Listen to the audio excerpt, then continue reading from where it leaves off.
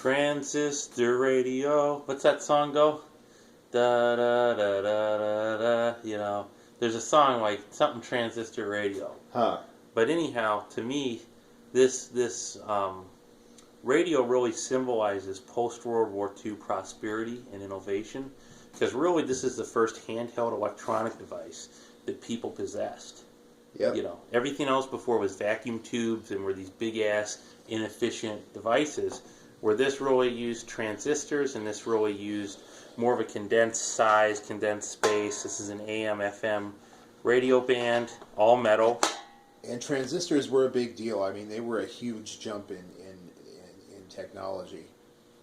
Yeah, compared to vacuum tubes and that. And eventually stuff would lead to like semiconductors and all these other technologies and innovations. Really, I would say there's that 80s video where they say video killed the radio star.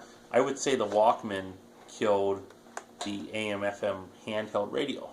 But really from 1954, when the first handheld AM/FM, what was called solid state, like this states here, radios were invented, up until the early 80s when the Walkman rolled out, people really had these handheld radios, and this was kind of your personal music library to some extent. Yeah. Because you could, this one I don't think there's headphones, but some of them you could get headphones on them, and you could listen to it, and you could just bring your music with you, even if you're in the middle of nowhere, and all you have to have is a double, was it a D battery? It was a 9-volt. Yeah, 9-volt D battery or something. No, just 9-volt. Okay. Yeah, the Ds are the big cylindrical ones. This is a box. This looks like a square. Yep, so that's 9-volt. Oh, okay. Yeah, well, see, I'm learning about batteries. The D one, I guess, is I had a big-ass light that had a D light. And it was like the size of this whole thing. Yeah. But, so it was really kind of cool. And this still works. We can turn it on in a minute here. But this is just... something we might want to point out, this is... If you look at the logo there, that it is K-Mart brand. Yeah. This was back when K-Mart not only existed, but actually had its own brand. Yeah.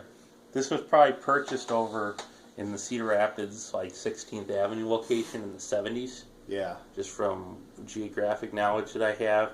And also when I looked up K-Mart vintage, you know, radios like this. And online and on eBay, they're there.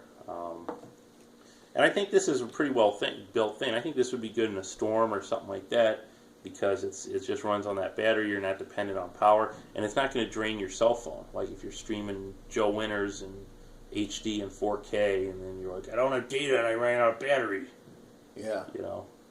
And these were pretty good when it came to battery life. Yeah. Especially if you kept the volume low or listened with an earpiece. Yep. Well, I'm going to turn it on and we'll give it a shot, okay? Yeah.